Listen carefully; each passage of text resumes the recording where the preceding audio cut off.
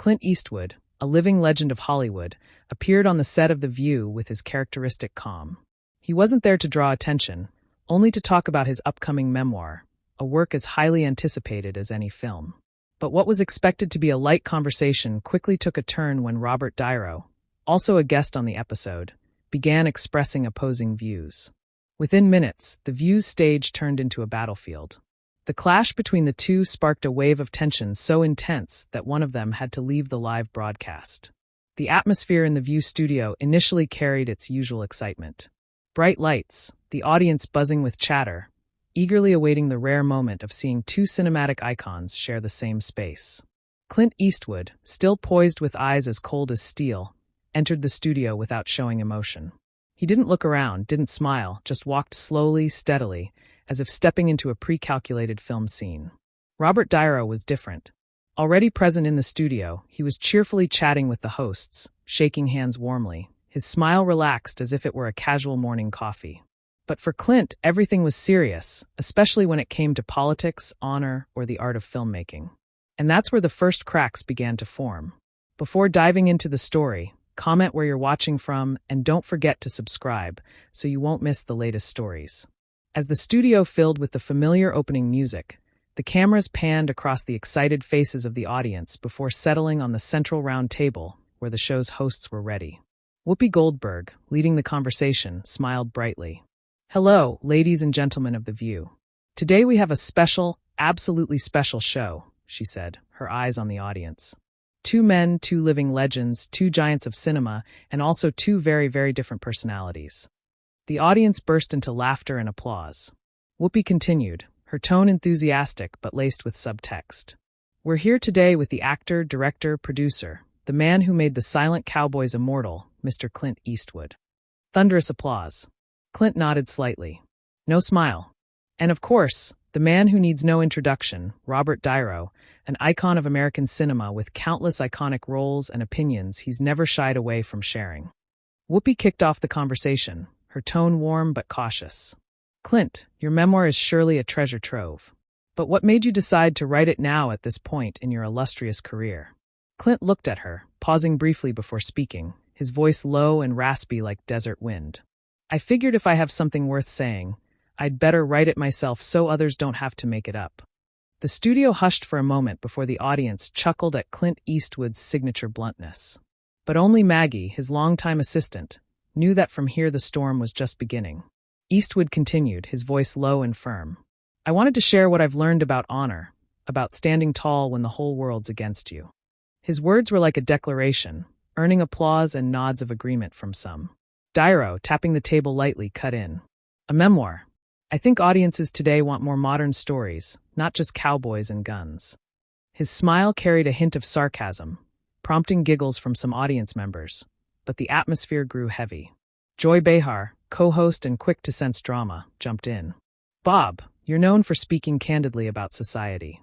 Clint, what do you think about artists speaking out on politics?" The question was like a match tossed into a powder keg.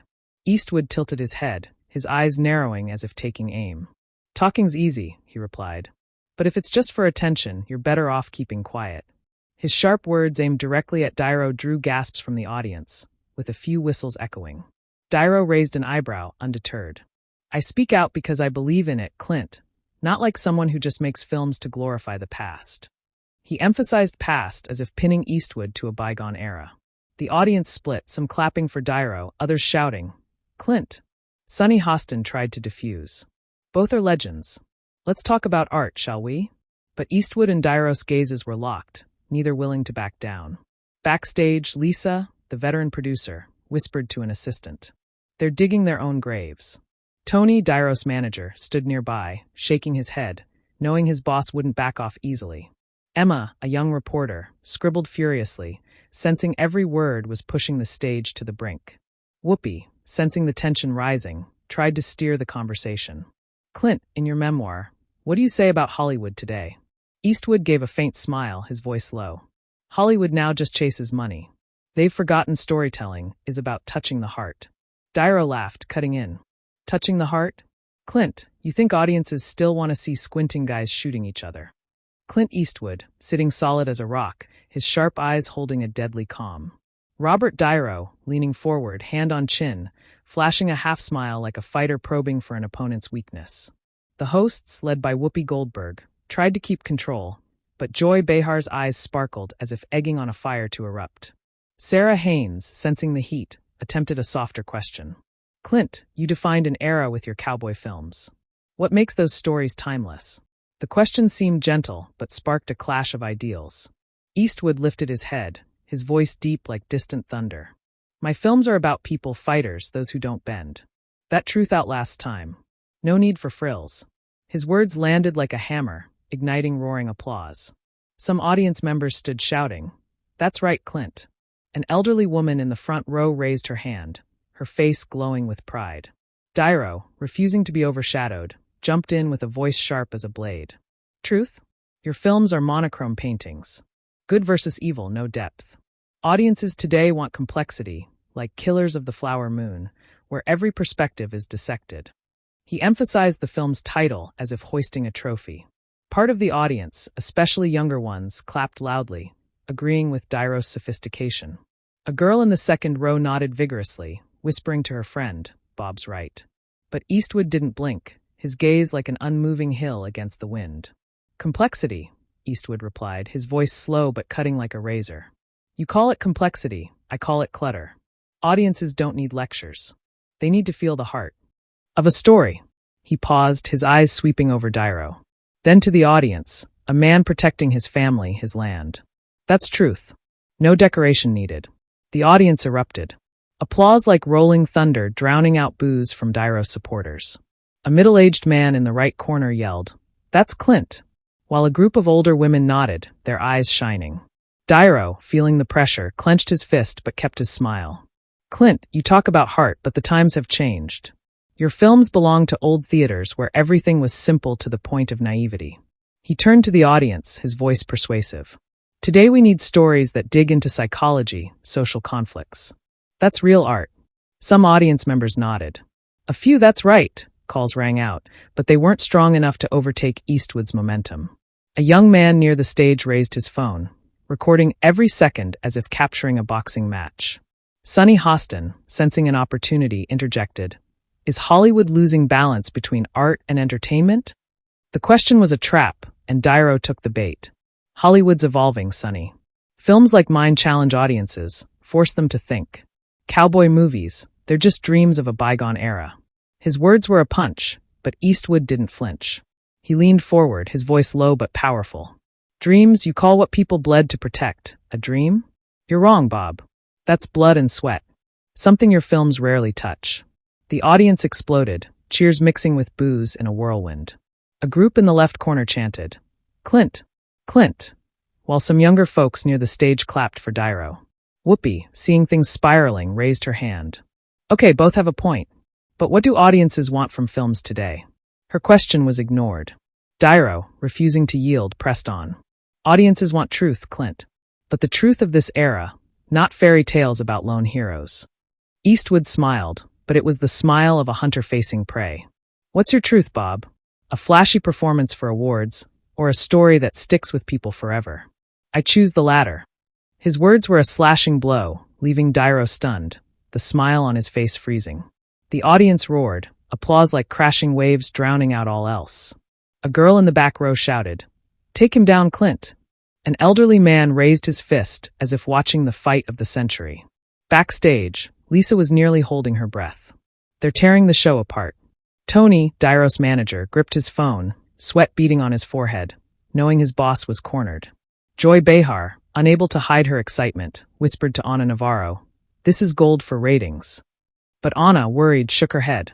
If this doesn't stop, they'll burn the stage down. Alyssa Farah Griffin tried to interject. Don't classic and modern films both have their own value? But the question was swept away in the emotional storm. The audience, from older folks reminiscing about the good, the bad, and the ugly to young fans of Taxi Driver, was starkly divided. A middle-aged woman stood up, pointing at Eastwood. You're right. Films need soul. Meanwhile, a student nearby shouted toward Niro, Bob, you get the times better. Clint Eastwood, sitting like a bronze statue, his sharp eyes like arrows. Robert Niro, tapping the table rhythmically, a forced smile masking unease after being cornered by Eastwood's raw argument. The audience, split between chants of Clint and applause for Niro, created an emotional whirlwind. The hosts, from Whoopi Goldberg to Joy Behar, fumbled under the heat, but Joy's eyes gleamed as if eager to stir more drama. Alyssa Farah Griffin, sensing the tension taut as a wire, posed a deft question to shift from cinema to politics. Clint, you say films need heart and truth, while Bob emphasizes the complexity of the times. Do your political stances, like Clint supporting Trump and Bob opposing Trump, shape how you tell stories through film? The question was a bridge, linking cinematic philosophy to political beliefs, but also a lightning bolt, plunging the studio into a brief silence. Eastwood sat upright, his voice low like waves crashing against a cliff. My films tell stories of people who dare to stand up, no matter the odds. I supported Trump because he dared to break the system, do what others only talk about. His words were a manifesto, igniting fervent applause from one corner of the audience, especially older folks. An elderly man in the front row raised his fist. Clint's right. We need action. Niro, refusing to let his rival steal the stage, cut in with a voice sharp as a sword. Break the system? Clint, you backed a guy who only divides, brags, and destroys. I oppose Trump because I believe in truth and unity, what Hollywood needs to convey. He emphasized unity, as if raising a moral flag, echoing his complexity of the times from earlier. A group of young audience members erupted. A girl near the stage shouted, "Bob, you're our voice." But Eastwood's gaze didn't waver, like an unmoving hill against the wind. Unity. Eastwood stood, his eyes like lightning tearing through the night. You go on air cursing Trump for applause, but what have you done besides yelling? I back someone who acts, even if they're flawed, because that's the truth I believe in. He alluded to Niro's anti-Trump speeches at public events, prompting loud laughter mixed with boos from the audience. A middle-aged man shouted, "Take him down, Clint." Niro, face flushing, tried to counter, yelling, "I'm fighting to protect this country, Clint. What about you? Backing a guy who just tweets and stirs trouble." His words were a punch, but the audience began leaning toward Eastwood. Chants of Clint. Clint, rising from one corner of the studio. Whoopi, alarmed, raised her hand. Both have a right to their views. Let's keep it friendly, okay? But the audience ignored her, continuing to cheer. Niro, his voice trembling slightly, pressed on. I've spoken at rallies, supported anti-Trump causes, pushed for change. That's action, Clint. Not just standing there picking the wrong guy. He emphasized wrong guy, reigniting applause from his supporters, but it weakened against Eastwood's momentum. Eastwood, his eyes like a blade, responded. Action? You read scripted speeches to clapping crowds and call it fighting. I back someone who dares to face the whole system, even if the world's against them. He turned to the audience, his voice ringing like a bell. Politics isn't a popularity contest. It's about doing what's needed, not chasing praise. The audience exploded, applause like crashing waves. The front row stood. Clint's right. We need people who do real things. De Niro, fists clenched, tried a final blow. Do real things. Trump just brought chaos. Clint, you call that action? I stand for American values. Freedom, justice, that Trump has trampled. But his voice faltered, like an arrow missing its mark. Eastwood shook his head, his voice like a cold wind. American values? You talk about freedom but want everyone to think like you. I back someone who dares to act even if they're imperfect. You just criticize Bob and Hollywood claps along. The words were like a slashing blow, leaving Niro frozen, his eyes betraying clear unease. The audience erupted, their cheers like an earthquake. A young man in the back row shouted, Clint, you're unstoppable. Meanwhile, a young woman near the stage tried to defend Niro. Bob, you're still right. But her voice was drowned out. Joy Behar, sensing the drama, interjected. Is politics dividing Hollywood? But the question was ignored. Eastwood, his eyes like an unyielding mountain, continued. I don't need Hollywood to agree with me. I say what I believe, and the audience knows it's real, just like my films. Always putting truth above all. Sunny Hostin, worried, tried to salvage things. Politics can divide, but both of you want what's best for the country, right? But no one listened. Niro, his eyes darkening, tried to speak. Clint, don't you see how Trump has damaged the country? But Eastwood, his gaze like a verdict, replied, I see a man who dares to act, even with the world against him. You only see what you want to see, Bob. The audience went wild. Applause like rolling thunder. A girl in the back live-streamed, whispering, "Clint just delivered a knockout." The audience leapt to their feet. Applause like a tidal wave, drowning out the boos from Niro supporters. A group in the right corner chanted, "Clint, Clint," while a few young people tried to defend Niro, but their voices were overwhelmed. Lisa backstage clutched her documents, whispering to an assistant. "They're tearing the stage apart." Tony, Niro's manager, paced, sweat beading, knowing his boss was cornered.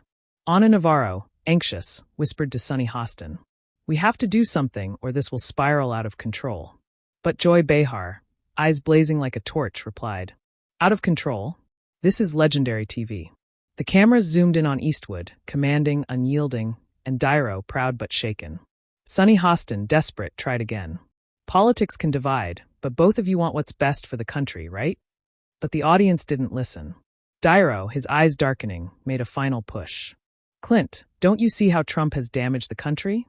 Hollywood has to stand up, not support chaos." Eastwood, his gaze like a verdict, replied, "Hollywood? You think it cares about truth?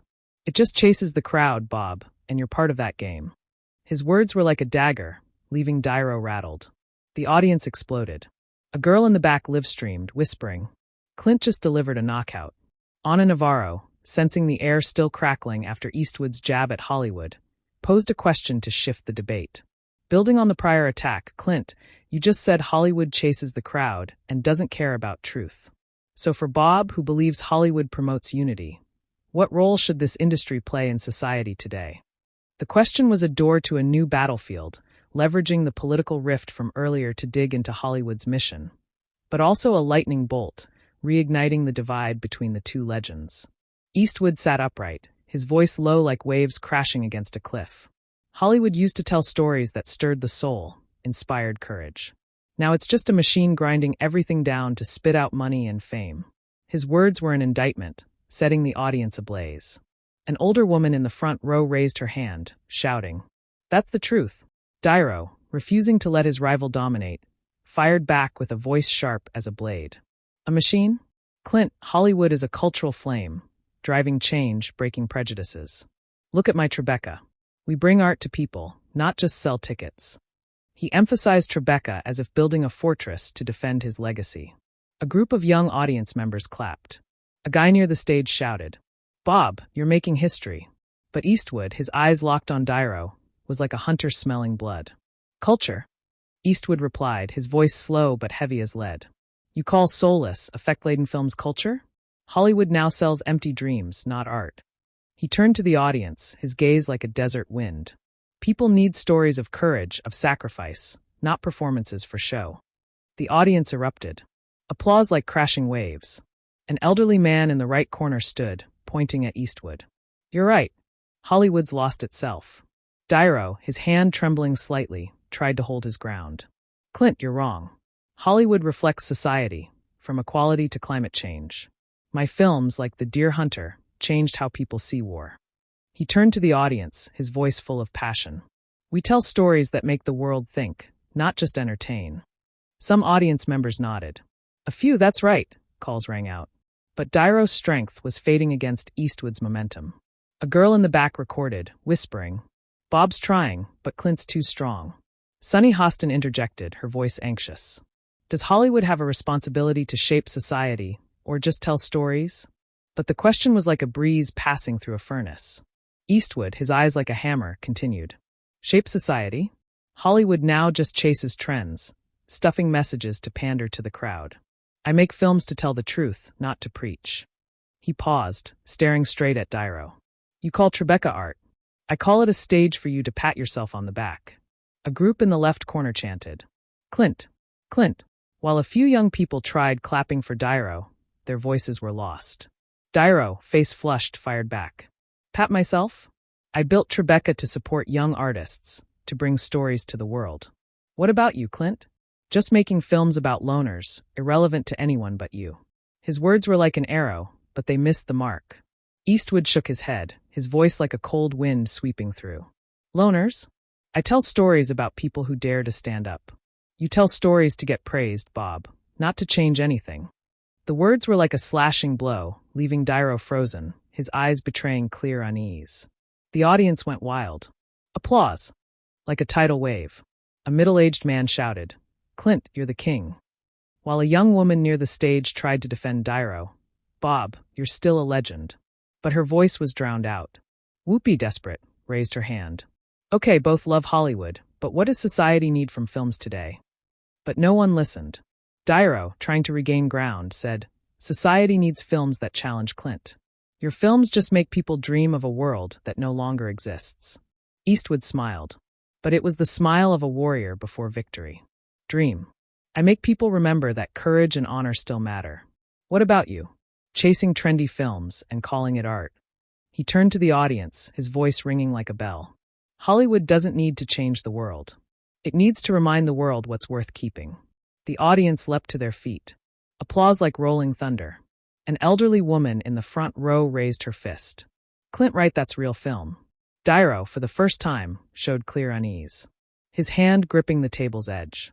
Joy Behar, sensing drama, interjected. "Is Hollywood going down the wrong path?" But the question was ignored. Eastwood, his eyes like an unyielding mountain, continued. "Hollywood sold its soul. Bob, you're part of that machine whether you call it art or not." His words were like a verdict, setting the audience ablaze again. A young man in the back shouted, "Take him down, Clint." Lisa, backstage, was frozen. "We're about to lose control." Tony, Niro's manager, hit his nails, knowing his boss was backed into a corner. Anna Navarro, anxious, whispered to Sonny, "They're going to wreck the show." But Joy, eyes shining like stars, replied, "Wreck it. This is a moment for the ages." The cameras, defying Lisa's orders, zoomed in on Eastwood, unyielding, commanding, and Niro, proud but faltering. The stage was now a Roman arena. The audience restless, cheers, and boos blending into a chaotic symphony. Sonny Holland, with a trembling voice, tried to open an escape. "Clint, Bob, you're both legends. Looking back, how do you want your legacy to be remembered?" The question was a fragile bridge, but instead of reconciliation, it was like a sword inviting the final battle. Eastwood sat upright, his voice low like wind sweeping through a barren plain. "Legacy isn't about awards or money. It's what you leave behind. Stories that make people stronger." "Truer," he paused, his gaze sweeping the audience. "I make films to remind people of courage. That's my mark." The audience erupted, applause like rolling thunder. An older woman in the front row stood, shouting, "Clint, you're an inspiration." Niro, feeling the pressure like a tidal wave, fired back with a sharp voice. "Legacy. Clint, you talk about courage, but you're leaving behind outdated stories irrelevant to today's world." He turned to the audience, trying to regain ground. "I built Tribeca, made films like The Godfather Part 2, supported young artists. That's legacy, changing how people see the world." A group of young audience members clapped. A girl near the stage raising her hand. "Bob, you're still the king." But the applause faded like a candle before the wind. Eastwood, his eyes like a cold gust, replied, "Change the world. You built a theater to flaunt your name, Bob, not to tell stories." He leaned forward, his voice like a hammer striking stone. "My legacy is films that live forever in people's hearts. From Unforgiven to $1 Million Baby. And you, from Raging Bull to cheap comedies. Is that the mark you want to leave?" The words were a final dagger, cutting deep into Niro's pride. The audience exploded, cheers like crashing waves. An elderly man in the left corner shouted, "Clint, you speak for us." Niro, face flushed, tried to counter. "Cheap. I dared to challenge myself, Clint. From tragedy to comedy. What about you? Just playing the same stiff guy. Every role a carbon copy." But his voice trembled, lacking conviction. The audience began to boo. A young man in the back shouting, "Bob, you're done." Eastwood shook his head, his voice like an undercurrent. "Challenge? You call chasing trends a challenge? I make films so people remember truth never goes out of style. You forgot that under the spotlight, Bob." The audience leapt to their feet. Applause like an earthquake. A group in the right corner chanted, "Clint, Clint," while a few young people tried to defend Niro, but their voices were drowned out. Whoopi, desperate, raised her hand. "Both have left incredible marks, but is legacy about personal stories?" But the question was like a leaf falling in a storm. Niro, his eyes darkening, tried to speak. "I've dedicated my life, Clint, from mean streets to Tribeca. I changed Hollywood." But his words were like a whisper before a whirlwind. Eastwood, his gaze like a verdict, concluded, "Dedicated? You dedicated to yourself, Bob. I dedicated to the people who watch my films so they find strength in the darkness. That's legacy, not fame, not money. His words were like a sentence, silencing Niro, whose hand trembled, his face frozen. Niro, cornered, stood up, his eyes empty. I don't need to sit here and take this, he said, his voice, then walked off the stage, leaving behind a mix of boos and applause. Tony, his manager, ran after him, trying to whisper something, but Niro just shook his head, his figure fading behind the curtains. The audience went wild. Some chanting, Clint, while a few young people shook their heads, muttering, Bob didn't deserve that. Eastwood, still seated, his gaze unwavering like a warrior who just vanquished his foe. Whoopee, flustered, tried to salvage. Thank you, Clint, for your insights. But the theme music was drowned out by the audience. Lisa, backstage, clutched her head, whispering to an assistant. The show's done for. Tony, nearby, stared after Niro, his face pale. Emma, the young reporter, scribbled at lightning speed, knowing she'd just witnessed a historic moment. Joy Buhar, unable to hide her excitement, whispered to Anna Navarro, "This is peak TV." But Anna, worried, replied, "Peak? This is a disaster." The cameras, defying Lisa's orders, zoomed in on Eastwood, commanding, unyielding, and Niro's empty chair, a symbol of defeat. The audience, from older folks recalling Gran Torino to young fans of Goodfellas, was swept into an emotional whirlwind. A girl in the back live streamed, whispering, "Clint just owned it." Lisa signaled the tech crew to cut the feed, but the audience kept cheering, unwilling to let the moment end. Eastwood, his gaze still sharp, said nothing more, as if everything was settled. The hosts, from Whoopi to Sonny, exchanged awkward glances, unsure how to proceed. Backstage, Tony tried to reach Niro, but he'd already left the building, leaving an unfillable void. Emma, closing her notebook, whispered to herself, "This wasn't just a debate. This is history." The View studio was steeped in the aftermath of the storm, the audience still standing. Cheers mixed with boos like unceasing waves. Clint Eastwood, like a victorious general, sat unmoving, his sharp gaze sweeping the studio, not a hint of wavering. Robert Niro Bunk's empty chair was like an open wound between the two legends. The hosts, from Whoopi Goldberg to Joy Behar, exchanged bewildered looks, trying to salvage the show. Whoopi, her voice faltering, announced, "We'll be back in a few minutes." The theme music played but was drowned out by the audience, still chanting Clint, as if his victory was theirs. Backstage, the atmosphere was like a battlefield after combat. Lisa, the veteran producer, clutched her head, hair disheveled, shouting into an assistant's ear. Why didn't anyone cut the feed sooner? She paced, her phone buzzing with messages from higher-ups demanding an immediate report. Tony, Niro's manager, stood in a corner, face pale, trying to call his boss but getting only voicemail. "Bob never gives up like this," he muttered, but his voice trembled as if knowing his boss had been defeated. In the control room, technicians argued fiercely. One shouted, "Air the whole thing. Ratings will skyrocket." But Lisa, storming in, snapped, "Air it all? You want to ruin the show's reputation." She knew, though the drama was gold, it could cost the View dearly. A timid assistant suggested, "Should we cut the part where Bob walked off?" Lisa shook her head, her voice bitter. "Cut it and the audience will call us liars." "Leave it. At least it's honest." The hosts gathered in a backstage corner, were as divided as the audience. Joy Behar, eyes gleaming, laughed. "This is the best episode ever. People will talk about it for a year." But Anna Navarro, face grave, replied, "Best? Bob walked off. Clint made us a joke. This is a disaster." Sunny Hostin, hands over her face, whispered, "I just wanted to talk about films. How did it come to this?" Whoopi, the lead host, tried to stay calm, but her voice shook. "We have to keep going. 20 minutes left." But her eyes betrayed her helplessness, as if knowing the show had been defined by Eastwood. Outside, Eastwood walked out of the studio, his pace slow, like a warrior leaving the battlefield. Lisa, chasing after him, stammered, "Clint, thank you. But this." He stopped, his eyes like a still lake, and said, "I came to speak the truth. I've said enough." Then he walked away, leaving Lisa standing there, her hand trembling as she held her phone.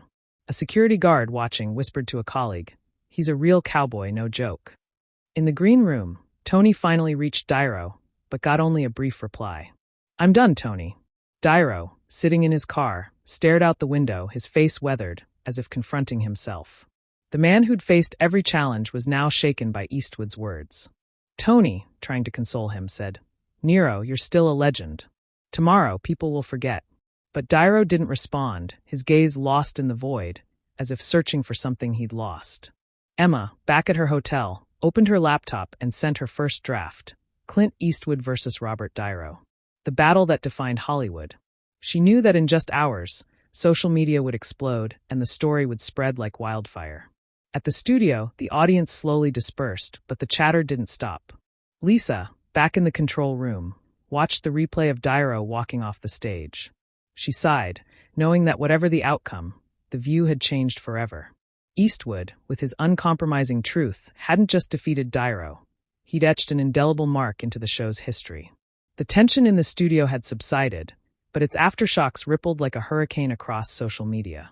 Just hours after Clint Eastwood drove Robert Niro off the stage, clips from the show exploded on every platform, rocketing to the top global trend, amassing millions of views, comments, and debates. The audience, from older fans enchanted by Dirty Harry to young admirers of Taxi Driver, was deeply divided, turning the showdown into a symbol of Hollywood between raw truth and glittering fame. On social media, posts erupted like fireworks. One user wrote, "Clint Eastwood just schooled Hollywood on truth. He's the king," alongside a clip of Eastwood talking about legacy. The post garnered tens of thousands of likes, but pushback was plentiful. A Niro fan replied, "Bob didn't deserve that humiliation. Tribeca is legacy, not outdated cowboy flicks." Reddit forums buzzed with threads like Eastwood versus Niro, "Who's right about Hollywood?" drawing thousands of comments. One user wrote, "Clint's right. Films need soul, not just technique." Another countered, "Niro dares to innovate. Clint just clings to the past." Emma, the young reporter, became a focal point when her article Eastwood versus Niro. The battle that defined Hollywood went viral on major news sites. She described Eastwood as an unrelenting warrior, wielding truth as his weapon, and Niro as a proud master, but overwhelmed by his self-crafted aura. The piece received thousands of shares, but sparked controversy. Niro fans called her biased, while Eastwood supporters praised, "She spoke for us." Emma, sitting in a cafe, scrolled through comments, smiling. "I just wrote what I saw." The View faced unprecedented pressure. Some viewers demanded the show apologize to Niro, claiming he was bullied on air. One Instagram post read, "Bob deserves respect, not to be driven off." But a larger group called for Eastwood's return. An elderly woman wrote on Facebook, "Clint said what Hollywood needed to hear. Bring him back." Lisa, the producer, received hundreds of emails hourly, from praise to criticism. She sat in her office, staring at a screen full of notifications, muttering, "We survived this drama, but at what cost?" Niro, holed up in his New York apartment, refused all interviews. A close source revealed he was stunned after the clash. Not because he lost, but because he was forced to confront questions about his legacy. Tony, his manager, tried to spin the narrative, contacting outlets to highlight Tribeca and Goodfellas. But Niro's gaze, as he looked out his window, seemed to search for an answer he'd never posed. "Have I done enough?" asked himself, his voice audible only to him. Eastwood, by contrast, was unfazed by the social media frenzy. He returned to his film set, resuming work as if the showdown was just another day. An assistant asked, "Have you seen the posts about the View?" Eastwood shrugged, his voice low. "I said what needed saying. Let them think what they want." But his legacy, as he predicted, was powerfully reinforced. Amid the divided public, one thing seemed undeniable. Clint Eastwood had reignited a long-standing debate in Hollywood: tradition versus innovation. What truly is the core value? On an evening film analysis show, veteran director Walter Green, who had worked with both actors, appeared to discuss the incident. "This isn't just about two stars clashing on TV," he said. "It's a reminder that Hollywood was once built on self-respect, on authentic stories, not molded by views or rankings." He called Eastwood the last remnant of an era where professional integrity mattered more than fame. At a film school in Chicago, an instructor dedicated an entire class to screening clips from The View, asking students to discuss. A young student said, "I don't fully agree with Clint, but I respect how he didn't shy away from dialogue, even knowing he'd be criticized." The class nodded, silent before what the instructor called a valuable educational moment for the creative industry. Clint Eastwood didn't say it aloud, but he knew what he was preserving. Throughout his career, he'd clung to the image of the solitary man, not needing to be loved, only to be heard. He didn't chase technology or fleeting trends. His films were slow, quiet, and often left a profound resonance, just like the man himself. When asked in a brief post-event interview what he thought Hollywood was losing, he simply replied, "Tradition doesn't mean outdated. It's a milestone, a compass. When you forget why you started, everything you create becomes soulless." Elsewhere, young people continue to fiercely debate the meaning of legacy, innovation, and whose voice should be heard in a rapidly changing industry. But for Clint Eastwood, that seemed settled long ago, not through grand speeches, but through consistency. From his gaze, his voice, to every step on a film set. For him, tradition wasn't a burden to shed. It was an identity to protect. The social media storm gradually subsided, but the story of Eastwood and Niro didn't fade. It became a milestone, a reminder that art at its core is about truth, not fame, not glamour. Eastwood, with his granite-like authenticity, drew a line Hollywood couldn't cross. The View, though it survived the drama, bore a permanent scar, a reminder of the day one legend stood tall and another fell. The story of the clash between Clint Eastwood and Robert Niro on The View wasn't just a battle between two Hollywood legends. It mirrored deeper tensions in American society today, where traditional values collide with innovation and authenticity confronts glamour. In the story, Eastwood, with his piercing gaze and steely words, embodied steadfastness and honesty, emphasizing that art must make people stronger, truer. In contrast, Niro, with his sardonic smile and belief in the complexity of the times, defended Hollywood as a cultural flame, but was ultimately overshadowed by Eastwood's authenticity. The debate over cinema, acting, Hollywood, and legacy reflected America's current polarization, as people argue over preserving core values or chasing modern trends. The lesson from this story is, in a world dominated by social media and public pressure like a storm, authenticity remains a lasting strength. Eastwood didn't care about drama or hashtags, focusing only on saying what he believed. While Niro, though talented, got caught up defending his image and ultimately walked off the stage. Americans today, from office workers to artists, can learn from Eastwood. Stand firm in your values, even if criticized or deemed outdated. Don't let pressure from social media or fleeting trends shake your convictions. Like Eastwood, let your legacy be what stirs the soul, not fleeting glamour. Thank you for witnessing the legendary battle between Eastwood and Niro. Hit subscribe to not miss the next epic drama. See you in the next video where we continue exploring stories that move the